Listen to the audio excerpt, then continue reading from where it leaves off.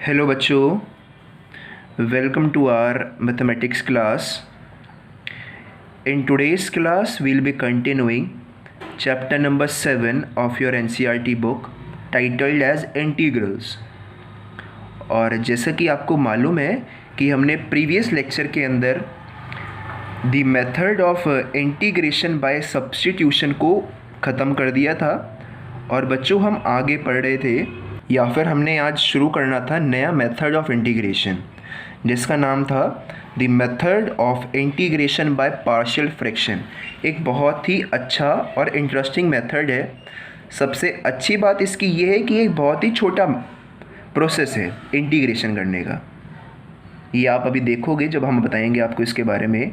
So method of integration by partial fraction, और ये कई सारे अलग अलग फैमिली ऑफ फंक्शंस पर लागू भी होता है. Method of integration by partial fraction. और बच्चों पार्शियल फ्रैक्शन लगाने के लिए एक पर्टिकुलर क्राइटेरिया होता है जो किसी भी फंक्शन को पहले फुलफ़िल करना होता है, तभी हम उसमें इस मेथड को लगा सकते हैं. सो आपको हम बताएंगे कि हम किन किन तरह के फंक्शंस को पार्शियल फ्रैक्शन के मेथड को यूज़ करके इंटीग्रेट कर सकते हैं, और उनको इंटीग्रेट करने के लिए हमें उन्हें किस फॉर्म में कन्वर्ट करना पड़ता है. जैसे कि आपको नाम से दिख रहा होगा कि यहाँ पर हमें क्या करना है कि जो भी हमें फंक्शन दे रखा होगा and it's a requirement to use partial fraction, कि आपके पास जो भी फ्रैक्शन होगा क्वेश्चन के अंदर, जो भी फ्रैक्शन होगा, लेट मी से कि फ्रैक्शन आपके पास है बच्चों px अपॉन qx, कि px कोई भी एक फंक्शन है, qx कोई भी एक फंक्शन है. तो अगर आपने पार्शियल फ्रैक्शन का लॉजिक लगाना है इस तरह के फ्रैक्शन को सॉल्व करने के लिए, so it's a compulsory situation that the maximum degree of px should be less than the degree of qx. ठीक है, कि degree of px should be less than qx. अगर ऐसा नहीं है तो आप इसको डिवाइड करके उस फॉर्म में कन्वर्ट करते हो, वो आपको हम सिखा देंगे. ठीक है. सो पहली बात आपने देखनी है कि जब फंक्शन आपके सामने आता है तो ये देखो कि जो px की डिग्री है, देखो डिग्री का मतलब होता है कि px फंक्शन की मैक्सिमम पावर. फॉर एग्जांपल मैं आपको दिखाता हूँ, मैं आपको एक फंक्शन लिख करके दिखा रहा हूँ. ये देखो x की पावर 4 प्लस x की पावर 5 प्लस x की पावर 3. सो ये एक फंक्शन है आपके सामने. इसके अंदर एक वेरिएबल है x, उसकी अलग अलग पावर्स हैं, 4 है, 5 है, 3 है. तो हम इस इक्वेशन की डिग्री उस मैक्सिमम पावर को बोलते हैं जो हमारे x ने ले रखी है. तो यहाँ पर मैक्सिमम पावर क्या है बच्चों, 5 है. तो इस इक्वेशन की डिग्री क्या हो गई, 5 हो गई. तो ऐसे आपने देखना होता है कि जो px की डिग्री है, px के वेरिएबल की जो मैक्सिमम पावर है वो कम होनी चाहिए, बराबर भी नहीं चलेगी, कम होनी चाहिए qx के डिग्री से. तभी आप उन्हें पार्शियल फ्रैक्शन की फॉर्म में कन्वर्ट कर पाओगे और फिर आगे उसको सॉल्व कर पाओगे. अब मैं जो भी फॉर्म्स आपके सामने अब लिखने वाला हूँ, जिन जिन फंक्शंस को आप इंटीग्रेट कर सकते हो using the method of partial fraction, उन सब में ये रूल हम लगा करके चलेंगे कि हमारे पास जो px की डिग्री है वो कम है qx की डिग्री से. ठीक है, maximum power of p is less than the maximum power of q. But questions ऐसे भी आते हैं जहाँ पर दोनों की पावर कभी कभी सेम भी होती है, तो उनको कैसे सॉल्व करते हैं वो भी हम आपको आज के लेक्चर में ही सिखाने वाले हैं. सो अभी आप बच्चों उन फंक्शंस पर ध्यान दो जिनको हम सॉल्व कर सकते हैं using the method of partial fraction, और सॉल्व करने का तरीका भी आपको हम यहीं पर बता दे देंगे साथ साथ में हर एक फंक्शन को. तो स्टार्टिंग करते हैं पहले फंक्शन से. बहुत ही इंपॉर्टेंट टेबल होने वाला है. ओके. सो पहला जो फंक्शन आप सॉल्व कर सकते हैं using the method of partial fraction बच्चों वो है कि px प्लस q ऊपर एक लीनियर फंक्शन हो और इसको हमने डिवाइड कर रखा हो x minus a into x minus b से. तो आप देखो नीचे एक क्वाड्रेटिक इक्वेशन है, अगर आप इसको मल्टीप्लाई करोगे तो आपके पास एक क्वाड्रेटिक इक्वेशन ही आने वाली है, ऑब्वियस सी बात है. और ऊपर आपके पास एक लीनियर इक्वेशन है. तो इस तरह की फंक्शन को, इस तरह का जो फंक्शन है जो इस फॉर्म में है, इसको आप सॉल्व कर सकते हैं using the method of partial fraction. कैसे सॉल्व करते हैं, बहुत ही सिंपल होता है कि आप इस वाली फॉर्म को बच्चों कन्वर्ट कर लेते हो इस वाली फॉर्म में, कि इसको ऐसे लिख लेते हो a upon x minus a plus b upon x minus b, जहाँ पर a और b कॉन्स्टेंट्स होते हैं और इनकी वैल्यूज आपने निकालनी होती है. इनकी वैल्यू निकालना बहुत ही आसान होता है, वेरी वेरी सिंपल. जब आप क्वेश्चन करोगे तो आपको पता चलेगा. बस अभी ध्यान ये रखो कि अगर इस तरह का फंक्शन है तो उसे आपने इस फॉर्म में कन्वर्ट करना होता है, क्योंकि आपको अगर ये फॉर्म याद नहीं होंगी तो आप इस क्वेश्चन को सॉल्व नहीं कर पाओगे। As simple as that. अब बच्चे कई बार ये भी पूछते हैं कि सर ये फॉर्म तो अभी हमने पहले भी सीखी है, कि जो हमने इससे पहले आपको पढ़ाया था प्रीवियस लेक्चर के अंदर, that integration of functions by of particular function by integration by using the method of substitution. तो वहाँ पर भी हाँ हमने आपको सिखाया था कि आप ऐसे फंक्शंस को कैसे इंटीग्रेट करते हैं, ठीक है। बट यहाँ पर एक स्पेशल कंडीशन है कि यहाँ पर जो आपके पास क्वाड्रेटिक इक्वेशन है डिनोमिनेटर में, वो आप फ्रैक्शंस की फॉर्म में लिख पाओ, ये भी एक कंडीशन है। और ऐसा बच्चों पॉसिबल नहीं है। अगर आप एक्सरसाइज नंबर 7.4 के हर एक क्वेश्चन को उठाओ तो हर एक क्वेश्चन में ऐसा पॉसिबल नहीं होगा कि आप क्वाड्रेटिक इक्वेशन को कन्वर्ट कर पाओ इस फॉर्म में, इस फॉर्म में। बट हाँ, जो फंक्शंस का डिनोमिनेटर इस फॉर्म में कन्वर्ट हो पा रहा है, तो मैं कहूँगा कि आप इसी मेथड को यूज़ करिए, क्योंकि ये बेस्ट पॉसिबल मेथड है। क्योंकि अगर आप इसको प्रीवियस मेथड से सॉल्व करोगे थोड़ा लेंदी होता है, ये बहुत ही सिंपल, बट वो आपको आना ज़रूरी है। क्यों? क्योंकि हर बार ऐसा पॉसिबल नहीं होगा कि आप डिनोमिनेटर में रखी हुई क्वाड्रेटिक इक्वेशन को ऐसे एक्सप्रेस कर पाओ in the form of the multiplication of two different fractions, ठीक है। सो वो आपको आना ज़रूरी है, तो उसको ये मत करना कि वो बेकार हो गई है, नहीं, it's compulsory, it's good method. So ये पहला फंक्शन था जिसको आप इस तरह से सॉल्व कर सकते हो using the method of partial fraction. अब बात करते हैं बच्चों सेकेंड टाइप के फंक्शन की। तो यहाँ पर आपके पास फिर से ऊपर एक फंक्शन रखा हुआ है पी एक्स प्लस क्यू की फॉर्म का, और नीचे आपके पास एक फिर से क्वाड्रेटिक इक्वेशन है इस तरह की, एक्स माइनस ए का होल स्क्वायर, यानी कि आप इसको x minus a into x minus ए भी लिख सकते हो। ओके, सो अगर इस तरह का फंक्शन आपके पास होता है तो आप इसको इस फॉर्म में कन्वर्ट करते हो, that is a upon x minus a plus b upon x minus a का होल स्क्वायर। और बच्चों ये आपको याद रखना होगा, याद रखना कोई बड़ी मुश्किल बात तो है नहीं। आपको दिख रहा है कि अगर एक्स माइनस ए का होल स्क्वायर है तो एक बार स्क्वायर आएगा, एक बार उसकी पावर बनाएगी, ऊपर ए ऊपर बी, तो आप इसको याद रख सकते हो, not a difficult thing for you. और अगर आपको ये याद होंगे तभी आप इसको सॉल्व कर पाओगे। अब बात करते हैं बच्चों तीसरे फंक्शन की, जिसको आप सॉल्व कर सकते हो using the method of partial fraction. वो होता है बच्चों की ऊपर आपके पास रखी हो एक quadratic equation p x square plus q x plus r ले लेते हैं, क्योंकि हम सी को नीचे यूज़ करने वाले हैं, अपॉन प्लस आर अपॉन नीचे ऑब्वियस सी बात है कि मेरे पास x की जो मैक्सिमम पावर होगी, जो x की डिग्री होगी वो 3 होगी, तभी मैंने ऊपर x की मैक्सिमम पावर 2 ली है। सो नीचे जो आपके पास फंक्शन होता है वो इस फॉर्म का होता है कि x minus a into x minus b into x minus c. तो अगर आपके पास इस तरह का फंक्शन है, क्वेश्चन के अंदर आपने से पूछा गया इंटीग्रेट करिए, तो आप यहाँ पर भी पार्शियल फ्रैक्शन को यूज़ कर सकते हैं। यूज़ कैसे करोगे कि आप इसको लिख सकते हो as a upon x minus a plus b upon x minus b plus capital c upon x minus c, ठीक है बच्चों। और ये फॉर्म आपको याद रखना बहुत ज़रूरी है, तभी आप आगे इसको सॉल्व कर पाओगे। सो ये देखो 3 बहुत ही अच्छे फंक्शन आपके हमें लिख दिए हैं हमने, और ये तीनों आपके एग्जाम में बहुत प्रेवलेंट भी हैं। सो आपको ये सारे फॉर्म्स याद होने चाहिए। अब थोड़ा आगे चलते हैं।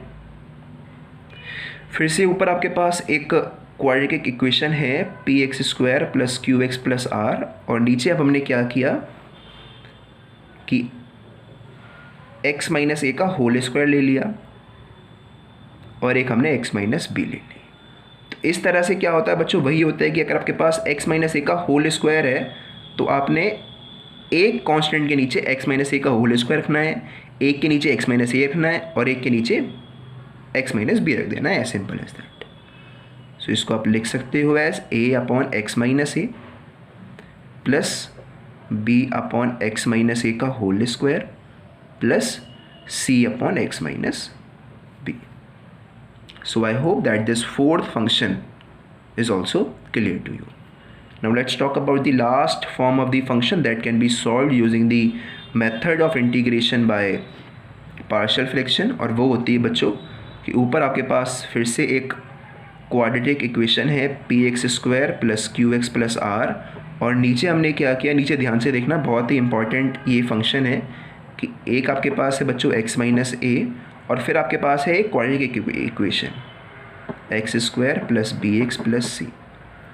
और ध्यान रखना कि हमने इसको ऐसे क्यों लिखा x² plus bx plus c, ऐसा इसलिए लिखा क्योंकि हम इस इक्वेशन को इस फॉर्म में कन्वर्ट नहीं कर पा रहे थे, इसलिए हमने इसको ऐसे लिखा है। इसका मतलब ये है, हमने अगर ऐसे फंक्शन दिखाया है तो इसका मतलब ये है कि आपके पास एक वेरिएबल तो ऐसा है जिसको आप x माइनस ए लिख पा रहे हो, बट अगला वेरिएबल ऐसा नहीं है। तो अगर बच्चों आपके पास ऐसा वेरिएबल ना हो तब आप इस फॉर्म को यूज़ कर सकते हो, बट अगर आपको दिख रहा है कि हम इसको सिंप्लीफाई कर सकते हैं, इस वाली इक्वेशन को हम सिंप्लीफाई कर सकते हैं ऐसे x minus b into x minus c, तो प्लीज़ करिएगा, क्योंकि ये फॉर्म ज़्यादा ईजी है एज़ कम्पेयर टू ये वाली फॉर्म। सो अगर इस तरह की फॉर्म है कि आप इसको सिंप्लीफाई नहीं कर पा रहे हो, तो आप लगाते हो बच्चों a upon x minus a plus b x plus c upon x² plus b x plus c. But condition मेरी याद रखो कि मैंने कह दिया है कि आप इस इक्वेशन को सिंप्लीफाई नहीं कर पा रहे हो इन दिस फॉर्म, तभी आप ये लगाते हो। अदरवाइज़ आपने बच्चों ये वाला रूल लगाना होता है यहाँ पर, अगर आप इस इक्वेशन को सिंप्लीफाई कर पा रहे हो तो आपने पहले ध्यान देना है कि क्या जो हमें क्वेश्चन में फॉर्म दे रखी है, क्या वो फर्दर हम उसको सिंप्लीफाई कर सकते हैं। अगर नहीं कर सकते तो आप सिंपली जो उसका फॉर्मूला है, जिसका फॉर्मूला ये है, तो उठा करके रख दीजिए। बट अगर आपको लगता है कि हाँ मैं इस इक्वेशन को ऐसे सिंप्लीफाई कर सकता हूँ, तो प्लीज़ करिएगा और फिर ये वाली फॉर्म लगाइएगा, because it's very very simple as compare to this form. तो बच्चों आप एक बार सारी पाँचों की पाँचों फॉर्म्स पर नज़र डाल लीजिए, because all these forms are very important for you. और अगर आपको ये फॉर्म्स याद होंगी तभी आप इन क्वेश्चंस को सॉल्व कर पाओगे, क्योंकि क्वेश्चन स्टार्ट करते के बाद हमारा पहला स्टेप ही ये होगा कि हम इस फंक्शन को ऐसे लिख देंगे, फिर आगे तो हम बाद में सॉल्व करेंगे। तो ये आपको याद रखना होगा, इसको मेथड नहीं है कि आपको हम लिखवाएंगे, बस ये मान लेंगे कि using the form of partial fraction this can be written as this. तो ये बच्चों फॉर्म्स आपने याद रखनी होंगी, तभी आप क्वेश्चंस को सॉल्व कर पाओगे। और ध्यान रखना कि कई बार ऐसा भी होता है कि ऊपर ना, यहाँ पर ये ध्यान से देखो, जैसे ये वाली फॉर्म है, तो कई बार क्वेश्चन में क्या होगा कि एग्जामिनर x को 0 पुट कर देगा, q को 1 पुट कर देगा, तो ये वाली फॉर्म हो जाएगी 1 upon x minus a into x minus b. तो वो कोई बड़ी बात नहीं कर रहा, वो कोई अलग फॉर्म नहीं है, ये वो इसी फॉर्म का एक पार्ट है जहाँ पर उसने x को 0 मान रखा है और उसने q को 1 मान रखा है। सॉरी, नॉट x, p को 0 मान रखा है और q को 1 मान रखा है, क्योंकि x तो वेरिएबल है, x को वो कैसे मान लेगा। तो p को 0 मान रखा है और q को 1 मान रखा है। सो ऐसा कई बार होता है कि फॉर्म होती है 1 upon x minus a into x minus b. So do not confuse कि सर ने ऐसी फॉर्म तो सिखाई नहीं, वो कोई नई फॉर्म नहीं है, इसी का एक स्पेशल केस है जहाँ पर q की वैल्यू 1 है, p की वैल्यू 0 है, सिंपल एज दैट। तो बच्चों कुछ क्वेश्चन सॉल्व करते हैं इन फॉर्म्स पर, ताकि आपको ये फॉर्म्स अच्छे से क्लियर हो पाएँ। सो स्टार्टिंग करते हैं एक अच्छे क्वेश्चन से। बेसिक क्वेश्चन है, एलिमेंट्री क्वेश्चन है, बस थोड़ा सा आपने लॉजिक यूज़ करना है, क्योंकि मैंने आपसे पहले ही कह दिया है कि पहले ये देखो कि जो चीज़ आपके पास डिनोमिनेटर में है क्या वो फर्दर सिंप्लीफाई हो सकती है, उसके बाद ही कोई नया स्टेप लो। अगर सिंप्लीफाई हो रही है तो सिंप्लीफाई उसको करो, तभी आगे बढ़ो। अब जैसे ये क्वेश्चन है x² माइनस 9 है। अब ये किसी भी फॉर्म को रिजेंबल नहीं कर रहा है जो हमने सीखी है अभी ऊपर, बट ये क्वेश्चन हम पार्शियल फ्रैक्शन से सॉल्व कर सकते हैं। देखो कैसे करेंगे। ये है बच्चों x² माइनस 3 का स्क्वायर, समझ रहे हो, x² माइनस 3 का स्क्वायर। तो x² माइनस a स्क्वायर, यानी कि a² माइनस b स्क्वायर का फॉर्मूला होता है a plus b into a minus b. तो आप इस क्वेश्चन को लिख सकते हो 1 upon x minus 3 into x plus 3 dx। तो अब तो बच्चों ये बहुत ही सिंप्लीफाइड फॉर्म में कन्वर्ट हो चुका है, 1 upon x minus a into x minus b जो भी है। तो अब तो ये बहुत ही आप simply using the form of partial fraction इसको सॉल्व कर सकते हो। कैसे करोगे, मैं इसको कर देता हूँ सॉल्व। सो बच्चों यहाँ पर आपने ध्यान देना होता है कि क्वेश्चन के अंदर ज़रूरी नहीं है कि उसने आपको दिखा रखा है कि अपने किस फॉर्म को यूज़ करना है, तो यहाँ पर हमें थोड़ा ध्यान देना होता है, तभी आगे सॉल्व करना होता है। तो अब आप इस 1 upon x minus 3 into x plus 3 को लिख सकते हो as a upon x minus 3 plus b upon x plus 3। अब आगे तो बच्चों आप क्या करते हो, लेट मी टेल यू कि 1/x-3 है, यहाँ पर x+3 है, और जब आप इस तरफ ये इक्वल टू है ना कि इम्प्लाई है, इक्वल टू है, और नीचे अगर आप बच्चों एलसीएम लेते हो तो आपके पास आएगा x-3 इंटू x+3, और जब आप एलसीएम लेते हो सो आप करते हो बच्चों क्रॉस मल्टीप्लाई, कि इसको मल्टीप्लाई करोगे a से, इसको करोगे b से, ये तो आपको आता ही होगा एलसीएम लेना। सो a into x+3 plus b into x-3। तो अब ध्यान से देखो, ये पूरी चीज़ इससे कैंसिल हो रही है, नीचे की चीज़, तो आपके पास आ रहा है कि a into x+3 plus b into x-3 is equal to 1। थोड़ा सिंप्लीफाई कर लेते हैं, x के टर्म्स एक साथ ले लेते हैं और कॉन्स्टेंट्स को एक साथ ले लेते हैं। सो 1 को आप लिख सकते हो as a plus b into x plus 3a minus 3b। I hope this is fine. देखो 3a माइनस 3b, मैंने क्या किया, x के वेरिएबल, x के कांस्टेंट को, x के कोएफिशिएंट्स को अलग कर लिया और कांस्टेंट्स को अलग कर लिया। सो यहाँ पर देखो, यहाँ पर x का कोएफिशिएंट क्या है, 0 है। आपको दिख रहा होगा कि यहाँ पर कुछ भी नहीं है, x का कोएफिशिएंट x है ही नहीं, यानी कि x का कोएफिशिएंट 0 है, यानी कि a प्लस b बराबर 0 हो गया, यानी कि a की वैल्यू बच्चों माइनस b के बराबर है। ये आपको यहाँ से मिल गया। तो अब आप b के प्लेस पर पुट कर दो a को, या फिर a के प्लेस पर पुट कर दो b को, फ़र्क नहीं पड़ता। तो हम a के प्लेस पर b को पुट कर रहे हैं। सो a के प्लेस पर जो आप b को पुट करोगे, सो a के प्लेस पर आएगा बच्चों माइनस b, तो 1 की वैल्यू होगी, हम कंपेयर कर रहे हैं कांस्टेंट को, तो यहाँ पर कांस्टेंट 1 है, यहाँ पर कांस्टेंट ये है 3a माइनस 3b, ये कांस्टेंट है, यहाँ पर ये कांस्टेंट है। So 1 is equal to 3 into minus b is minus 3b, और एक माइनस 3b पहले से यहाँ पर प्रेजेंट था। सो ये हो गया बच्चों माइनस 6b, तो b की वैल्यू हो गई -1/6। तो अगर b -1/6 है और a जो है वो b का नेगेटिव है, तो a क्या होगा 1/6। तो आपके पास a भी आ गया बच्चों, b भी आ गया। अब आपने सिंपली यहाँ पर पुट कर देना a की वैल्यू और b की वैल्यू, और आपके पास आपका आंसर आ जाएगा। हम क्या कर रहे हैं, इसको यहाँ पर पुट कर रहे हैं। सो a है बच्चों आपका 1/6, तो 1/6 इंटू x-3, और आपके पास b की वैल्यू थी बच्चों -1/6, तो -1/6 इंटू x+3। अब आपने क्या करना है, इसको इंटीग्रेट करना है, क्योंकि आपका क्वेश्चन क्या था कि आपने इसको इंटीग्रेट करना है, बट हमने इसको तो इसमें कन्वर्ट कर लिया था। तो अगर हम इसको इंटीग्रेट करें या फिर इसको करें, बात तो एक ही है। तो अब हम इसको इंटीग्रेट कर रहे हैं।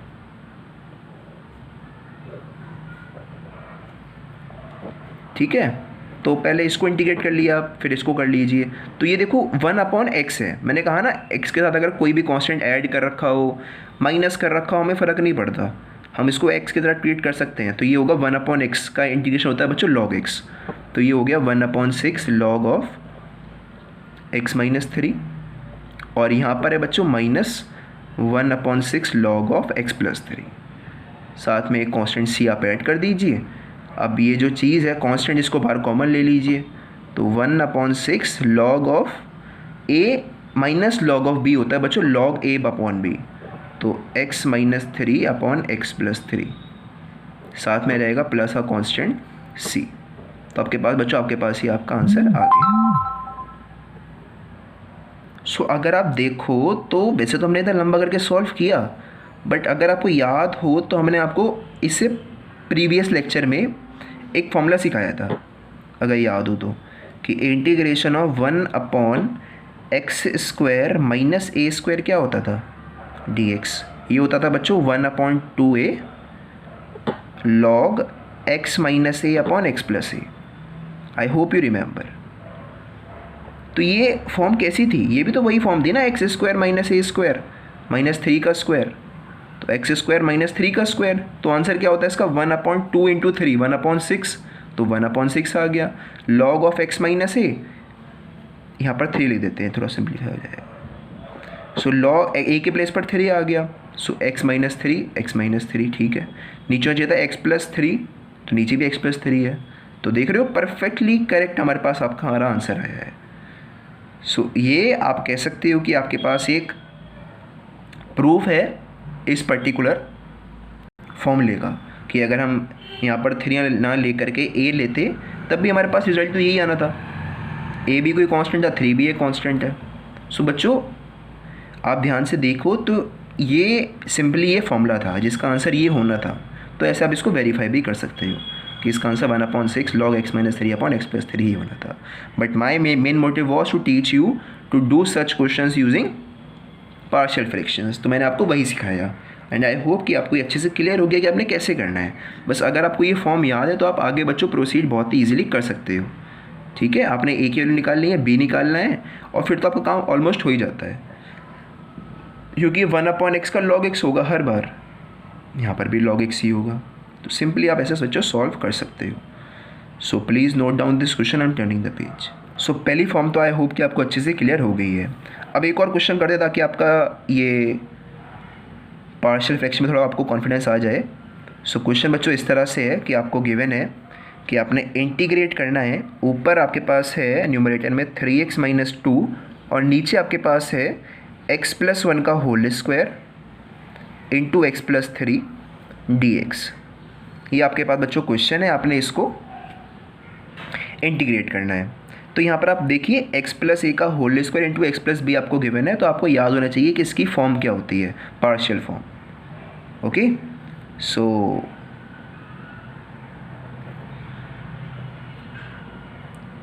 We can write 3x - 2 upon x+1 का whole square into x+3 as equal to a upon x+1 plus b upon x+1 का होल स्क्वायर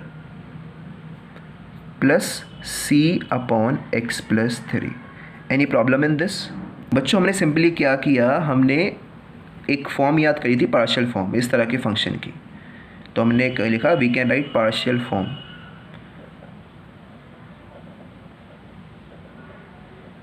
एस ये। अब हम क्या करेंगे, ए को निकालेंगे, बी को निकालेंगे, सी को निकालेंगे और हमारा आंसर ऑटोमेटिकली आ जाएगा। So what we do is the first step है इसके हम लेते हैं बच्चों नीचे LCM.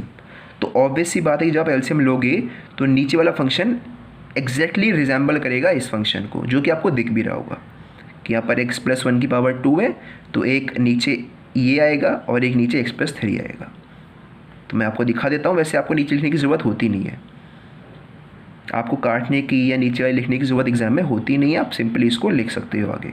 But to make you understand कि ये हो कैसे रहा है, I am writing it down. So क्या था बच्चों, हमने नीचे एलसीएम लिया तो x+1 एक ये है, एक x+1 का होल स्क्वायर। बताओ एलसीएम क्या होगा, x+1 का होल स्क्वायर ही होगा, ऑब्वियस सी बात है। और यहाँ पर आपके पास x+3 है तो इसको मल्टीप्लाई कर दो साथ में, तो x+1 का होल स्क्वायर इंटू x+3 ही आपके पास यहाँ पर आने वाला है। अब ध्यान से देखिएगा कि आप a के साथ किन किन टर्म्स को मल्टीप्लाई करने वाले हो।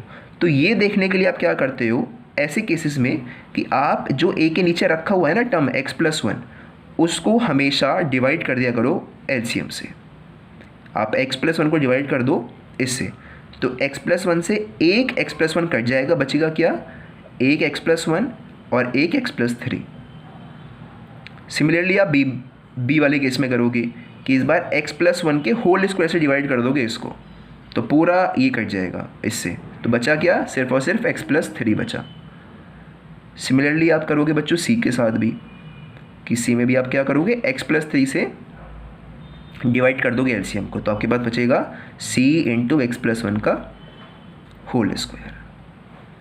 मेन है ये इंपॉर्टेंट ऊपर की चीज़ें, नीचे तो आपको एलसीएम लेना आना चाहिए वैसे, बट मेन है बच्चों ये ऊपर आप प्रॉपर्ली इन्हें बना पाओ, क्योंकि बच्चे यहाँ पर गलती करते हैं। बस सिंपल सा लॉजिक है, आपने जो a के नीचे रखा हुआ है उससे डिवाइड कर देना एलसीएम को, जो बचा उससे मल्टीप्लाई कर दो, सिमिलरली b में, सिमिलरली c में।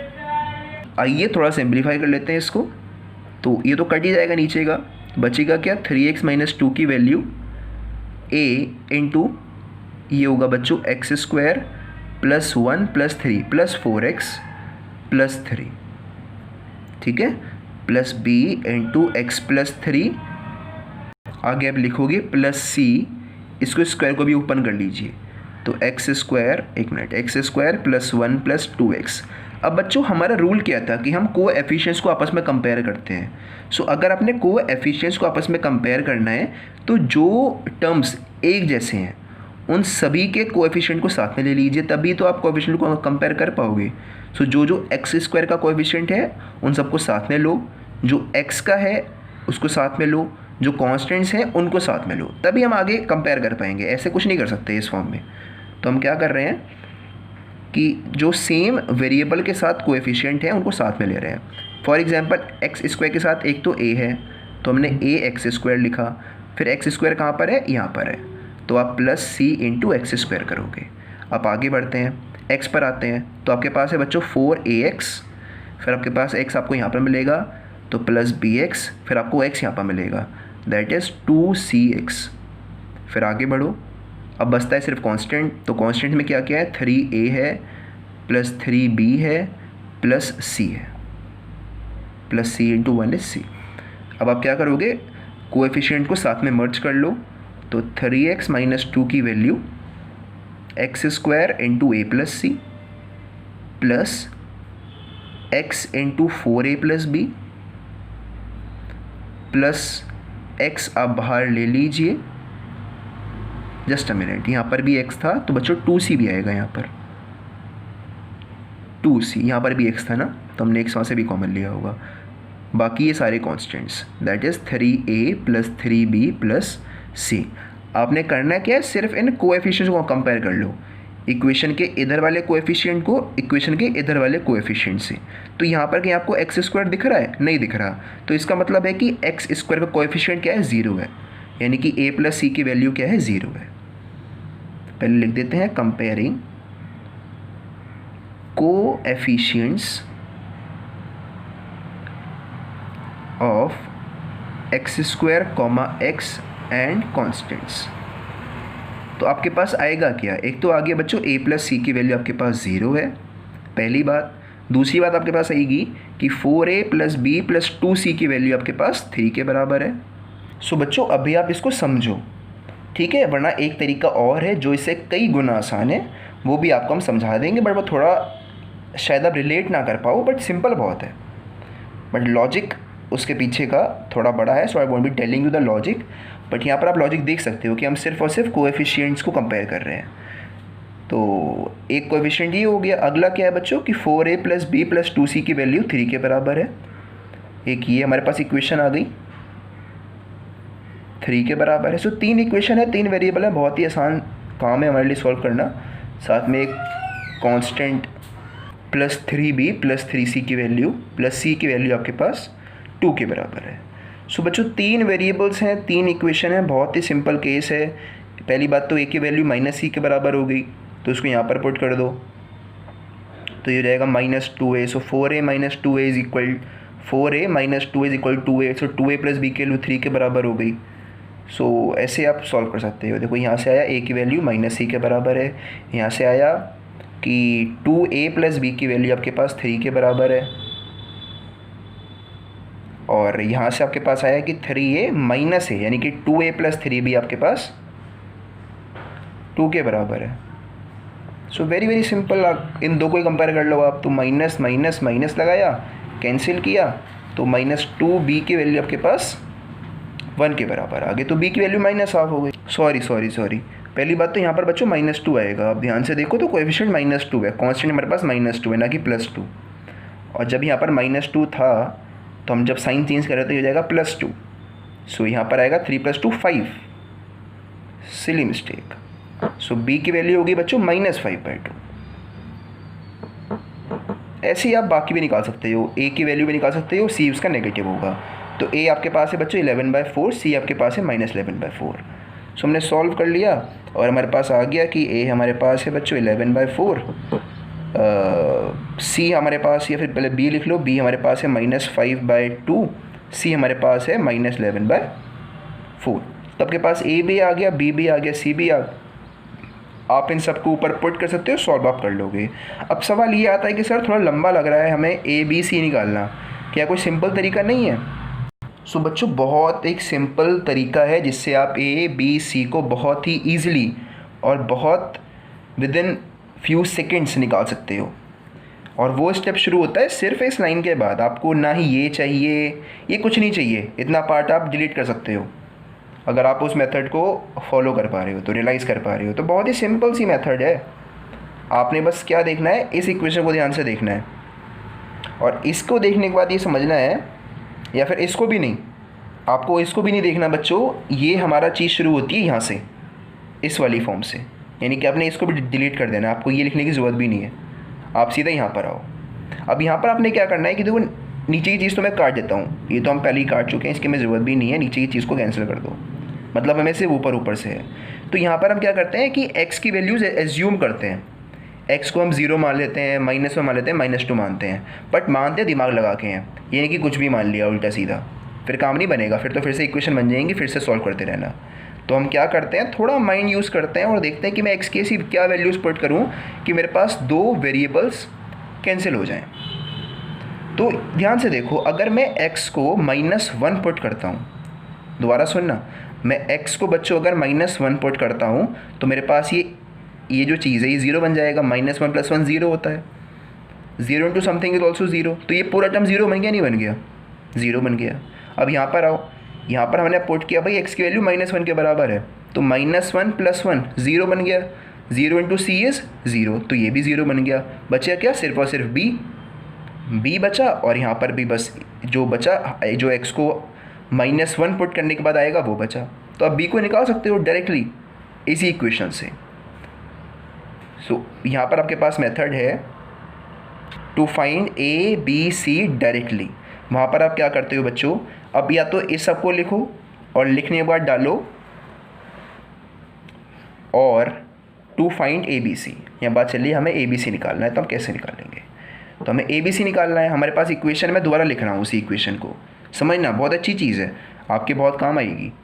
3x - 2, अभी मैं लिख रहा हूँ, बाद में देख लेना आप। 3x - 2 is equal to a into x + 1 into x + 3 plus b into x + 3 plus c into x + 1 का होल स्क्वायर। सो आपके बच्चों ये इक्वेशन थी ऊपर, आप एक बार मैच भी कर सकते हो चाहो तो। सो हम क्या कर रहे हैं कि x की ऐसी वैल्यूज़ पुट करें जैसे हमारे 2 वेरिएबल 0 हो जाएं। सो आप चाहो तो x को 3 पुट करो, -3 पुट करो, वो भी कर सकते हो, या फिर x को -1 पुट कर लो। तो मैं पुट कर रहा हूँ, पुटिंग x इक्वल टू -1। उससे क्या होगा कि 3 इंटू -1 इज़ -3, -3 - 2 -5 हो गया, ये -5 हो गया। दिस इज़ इक्वल टू, ये तो 0 बन गया। अगर आप x के प्लेस पर -1 पुट करोगे तो -1 + 1 0 होता है, 0 इंटू समथिंग इज़ 0, सो ये 0 बन गया। प्लस b इंटू -1 + 3 कितना होता है बच्चों, +2 होता है, सो यहाँ पर 2 बच गया, ठीक है। प्लस यहाँ पर जब आप -1 पुट करोगे तो -1 + 1 होता है बच्चों फिर से 0, तो 0 इंटू सी इज़ अगेन 0। तो आपके पास आया कि -5/2 इक्वल टू b। देख रहे हो, मतलब कितने कम समय में आपके पास b आ गया, -5/2, जो यहाँ पर आपके पास इतने सारे स्टेप लेने के बाद आया था। ये आपने सारे स्टेप्स लिए, फिर आपके पास b की वैल्यू आई थी। यहाँ पर आपके पास सिंपली b की वैल्यू आ गई -5/2। सिमिलरली आपको अगर निकालना है बच्चों a, या फिर पहले हम c निकाल लेते हैं। सो अगर आपको c निकालना है तो x को -3 पुट कर दो, उससे होगा क्या कि ये भी 0 बन जाएगा, ये भी 0 बन जाएगा। ओके, सो ऐसे आप कर सकते हो कि भाई पुटिंग x इक्वल टू -3, तो -3 इंटू -3 -9 - 2 इज़ -11, तो ये -11 हो गया इधर का। इधर ये तो 0 हो गया, -3 + 3 0, ये भी 0 हो गया, तो 0 + 0 प्लस यहाँ पर हमने पुट किया बच्चों -3, सो -3 + 1 होता है -2, -2 का स्क्वायर होता है बच्चों 4, तो ये हो गया 4c। तो c की वैल्यू आ गई बच्चों -11/4। मैच कर लो, यही वैल्यू थी ऊपर भी, ये देखो, देख लो कितने कम समय में आपके पास सारी वैल्यूज़ आ रही हैं। आपके पास b भी आ गई, c भी आ गई, और अब हमें ये दिख रहा है कि हम ऐसी x की कोई वैल्यू पुट नहीं कर सकते जिससे हमारा b और c दोनों साथ में 0 बन जाएं। क्या कोई ऐसी वैल्यू है x की जिसको मैं पुट करूं इक्वेशन में और मेरा b और c दोनों साथ में, बात कर रहा हूं, दोनों साथ में 0 बन जाए? तो ऐसी कोई पॉसिबल वैल्यू नहीं है। तो ऐसे केस में हम क्या करते हैं कि हम बच्चों x की को बेसिकली ज़ीरो मान लेते हैं, क्योंकि अगर आप x को ज़ीरो मान लोगे तो आपके पास b भी है c भी है, तो आप a को तो निकाल ही सकते हो। So let's put x equal to zero, फिर हमारे पास थोड़ी इक्वेशन सिंप्लीफाई हो जाएगी है, तो हमारे लिए सॉल्व करना आसान होगा। So putting x is equal to zero, अपने आप ऐसे ही पुट कर रहे हैं, कुछ भी पुट कर सकते हो आप, मैं नहीं कह रहा ज़ीरो पुट करो, आप 1 पुट कर लो, कोई बात नहीं। सो जब आप x को ज़ीरो पुट करोगे तो 3 इंटू ज़ीरो इज़ ज़ीरो, तो बचा क्या -2 बचा। इधर यहाँ पर क्या बचा, x ज़ीरो हो गया, ये भी ज़ीरो हो गया, बचा क्या 3a बचा। सो 3a बचा यहाँ पर बचा बच्चों 3b, और यहाँ पर बचा सिर्फ और सिर्फ c। सो आपके पास 3a plus 3b plus c बराबर है -2 के। तो आप यहाँ पर बस b और c की वैल्यू पुट करो, a आपके पास आ जाएगा, और a पक्का +11/4 ही आएगा। अब मैं इसे पक्का कैसे बोल रहा हूँ, मैं इसलिए बोल रहा हूँ क्योंकि मैंने अभी ऊपर देखा, तो ये इक्वेशन देख लो आप कि 3a plus 3b plus c की वैल्यू -2 आई थी जब हमने कोएफिशिएंट को कंपेयर किया था। यहाँ पर देखो 3a plus 3b plus 3c की वैल्यू -2 के बराबर है, तो ऑब्वियस सी बात है कि a की वैल्यू 11/4 ही आने वाली है। आप कुछ भी वैल्यू पुट करो बच्चों एक्सेप्ट -3 या -1, तो आपके पास a प्लस 11/4 ही निकल करके आना है, प्रोवाइडेड कि आप कैलकुलेशन ठीक से कर रहे हो। सो मैं समझता हूँ कि आप समझ चुके हो कि हम कैसे b, c और a को निकालते हैं, वेरी सिंपली। बस हम उन नंबर्स को देखते हैं जिनसे हमारा बाकी बचे हुए वेरिएबल ज़ीरो हो रहे हों। और मुझे पता क्या चला कि मैं x को -1 पुट करूँगा, मैं क्या करता हूँ ना, व्हाट आई डू, मतलब मेरे दिमाग में चलता गया है कि मैं x + 1 को ज़ीरो बना दूँ। मुझे क्या दिख रहा है, मुझे दिख रहा है कि x + 1 यहाँ पर भी है, x + 1 यहाँ पर भी है, तो अगर मैं इसको ज़ीरो कर दूँ तो मेरे पास a और c दोनों ज़ीरो हो जाएंगे, तो मैं b निकाल लूँगा। तो मैं सोचता हूँ कि मैं x + 1 को ज़ीरो कर दूँ, तो अगर मैं +1 को उधर लेके जाऊँगा तो मेरे पास आएगा x इज़ इक्वल टू -1। तो ऐसे में पता लगाता हूँ कि मैंने x को -1 पुट करना है। Are you getting my point? ऐसे हम सोचते हैं अपने माइंड के अंदर, बट अब तो आप क्लास 12th में हो, सो ये बात तो आप खुद ही ऑब्जर्व कर सकते हो कि हमने x को -1 पुट करना है, यहाँ पर -3 पुट करना है। वरना अगर नहीं सोच पा रहे तो ये लॉजिक है, इसको लगाओ और सॉल्व करो। और मैं रिकमेंड करूँगा कि बच्चों इसी टेक्निक को आप लगाया करो। पहली बात तो छोटी सी टेक्निक है, इतना आपको लिखना पड़ता भी नहीं है जितना मैंने सब ये लिखा है। आप सिंपली देखो और पता लगा सकते हो कि भाई b की वैल्यू ये है, c की वैल्यू ये है, a की वैल्यू ये है। तो अभी हमारा क्वेश्चन सॉल्व नहीं हुआ, हमें क्वेश्चन को इंटीग्रेट करना था। सो क्वेश्चन था क्या? सो क्वेश्चन था बच्चों इंटीग्रेट करना था हमें, integration of 3x - 2 upon x + 1 का होल स्क्वायर इंटू x + 3, और हमने इसको कन्वर्ट कर लिया था इस फॉर्म में कि a के प्लेस पर वैल्यू पुट कर रहा हूँ 11/4 x + 1 माइनस 5/2 है, 5/2 x + 1 का होल स्क्वायर माइनस 11/4 x + 3, हमने इस फॉर्म में कन्वर्ट कर लिया है। हमने इस इक्वेशन को, इस फंक्शन को इस फंक्शन की फॉर्म में कन्वर्ट कर लिया है। अब देखो इसको आप बहुत ही सिंपली इंडिपेंडेंटली इंटीग्रेट कर सकते हो। ये देखो 1/x है, इसका आपको आता भाई log x होगा, तो ये सॉल्व हो गया। ये 1/x² है, मैं फिर वही कहूँगा भाई प्लस कांस्टेंट है कोई तो ध्यान मत दो उस पर, ये इसको x² मानो, तो x² है, तो इसको आप इंटीग्रेट कर सकते हो पावर रूल लगा करके, और यहाँ पर फिर से 1/x है तो log x इसका आंसर हो जाएगा। सो अगर आपसे पूछा भाई इसको इंटीग्रेट करना है तो हम कह देंगे कि हमने इस पूरे को इंटीग्रेट करना है, एज सिंपल एज दैट। सो पहले इसको इंटीग्रेट करते हैं तो क्या आएगा बच्चों, 11/4 log ऑफ x + 1, फाइन। फिर आगे चलते हैं, -5/2 आपके पास था और मैंने कहा इसको x² मानो, इसको x² मानो, तो x² को अगर आप ऊपर लिखना चाहो तो कैसे लिखोगे, x की पावर -2। सो x की पावर -2 + 1 करते हैं ना, तो हो जाएगा बच्चों x की पावर -1 डिवाइडेड बाय -1, तो वो माइनस इस माइनस को प्लस बना देगा। आई होप कि आप समझ गए कि इसका ये कैसे हुआ, +5/2 अपॉन x + 1, वरना मैं अभी साइड में दिखा दूंगा आपको। और यहाँ पर आएगा बच्चों -11/4 log x + 3 + c, ये आपका आंसर है। सो आप देख रहे हो कितनी सिंपली पार्शियल फ्रैक्शन ने हमारे इतने कॉम्प्लिकेटेड फंक्शन को इंटीग्रेट करके हमें दे दिया। हाँ, बात करते हैं कि ये कैसे आया। ये बच्चों मैं आपसे पूछूं कि 1/x² dx क्या होता है, इसको निकालो। तो आप क्या करते हो, इंटीग्रेशन ऑफ x की पावर -2 dx करते हो। तो फिर आप क्या करते हो, +1 कर देते हो। सो -2 + 1/-2 + 1, तो ये क्या होता है, x की पावर -1/-1। तो यही हमने भी किया कि -1 से तो मल्टीप्लाई कर दिया इस माइनस को, तो वो प्लस बन गया, बचा x की पावर -1, तो वो नीचे आ गया। 1/x लिख सकते हैं ना इसको, तो हमने 1/x + 1 इसको लिख दिया यहाँ पर, इस वाली चीज़ को। सो आई होप कि आपको बच्चों ये क्वेश्चन अच्छे से क्लियर है, और इस तरह के कई सारे क्वेश्चन आपको एक्सरसाइज नंबर 7.5 में मिलेंगे, तो उनको अटैम्प्ट करिएगा।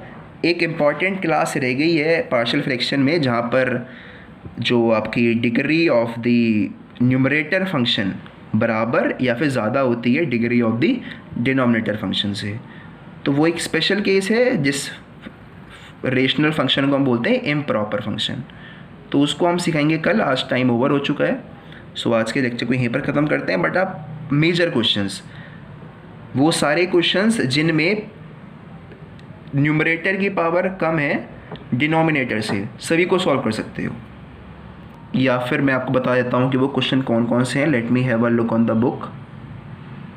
ठीक है बच्चों, हाँ, तो वो क्वेश्चन, एक तो क्वेश्चन नंबर 6 दिख रहा है मेरे को, तो आप मार्क कर लो। क्वेश्चन नंबर 6 आप नहीं कर सकते अभी। एक क्वेश्चन नंबर 12 आप नहीं कर सकते, और बाकी तो सारे आप बच्चों अटेम्प्ट कर सकते हो। और हाँ, एक क्वेश्चन नंबर 18 अच्छा क्वेश्चन है। ये 3 क्वेश्चन अभी आप नहीं कर सकते, क्योंकि इन्हें कैसे करते हैं वो मैंने आपको नहीं सिखाया है। ठीक है, बाकी सारे आप अटेम्प्ट कर सकते हो। So for today's lecture that's all. Thank you very much and keep solving the remaining questions of exercise number 7.5। Thank you.